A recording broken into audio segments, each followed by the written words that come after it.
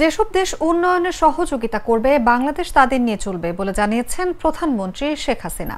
রোববার গণভবনে আমার চোখে বঙ্গবন্ধু শীর্ষক 1 মিনিটের ভিডিও নির্মাণ প্রতিযোগিতায় জাতীয় পর্যায়ে নির্বাচিতদের সম্মাননাপত্র, ক্রেস্ট ও আর্থিক পুরস্কার প্রদান অনুষ্ঠানে তিনি একথা বলেন।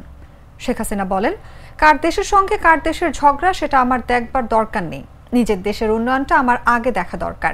উন্নয়নে যারা সহযোগিতা করবে আমি তাদের নিয়েই চলবো, সেভাবে আমরা এগিয়ে যাচ্ছি।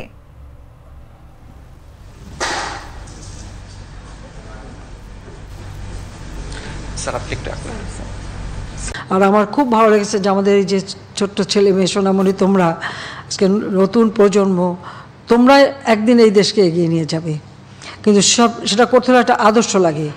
ইতিহাস থেকে আমাদের শিক্ষা নিতে হবে, কিন্তু আগামী দিনের পথ চলা আমাদেরকে খুঁজে বের করে আমরা যেন আরও সুন্দরভাবে বিশ্বের সাথে তাল মিলে কীভাবে দেশকে এগিয়ে নিয়ে যেতে পারি সেইভাবে কিন্তু নিজেদেরকে প্রস্তুত করতে হবে। এবং শিক্ষার দিকে আসলে শিক্ষা ছাড়া কখনো এটা সম্ভব না।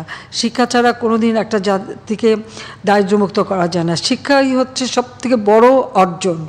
এই জন্য আমরা আমাদের ছেলেমেয়ে, আমি আমার ছোটো বোন রেহানা, আমাদের ছেলেমেয়েদের একটা জিনিস শিখিয়েছি যে তোমাদের জন্য কোনো সম্পদ রেখে যেতে পারবো না। একটা সম্পদ তোমাদের শিক্ষা, তোমার ভালোভাবে লেখাপড়া শিখবে, এটাই হবে সবচেয়ে বড় সম্পদ। যে সম্পদ কখনো কেউ চুরি করতে পারবে না, হাইজ্যাক করতে পারবে না, কেড়ে নিতে পারবে না।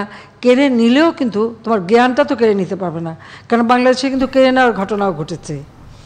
যখন শিক্ষা আমাদের, যেমন বাংলা ভাষায় আমরা কথা বলতে পারবো না, বাংলা ভাষা বাংলা অক্ষরে লিখতে পারবো না, আমাদের ল্যাটিন শব্দে লিখতে হবে, এই ধরনের সিদ্ধান্ত যখন পাকিস্তানিরা আমাদের উপরে চাপিয়ে দেয়, এই ভাষা আন্দোলন তো 48 সালে, এটা আবার